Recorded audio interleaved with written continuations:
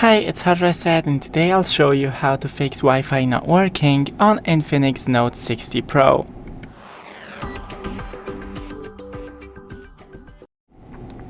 So first, scroll from the top, click and hold onto Wi-Fi to open the Wi-Fi settings. Disable and enable Wi-Fi again to restart. Then hit your network that you're connected to.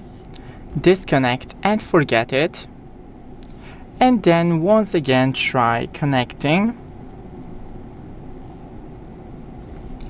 If you still have any issues, then try restarting your phone and the router. Thanks for watching, don't forget to leave a like and see you in the next one.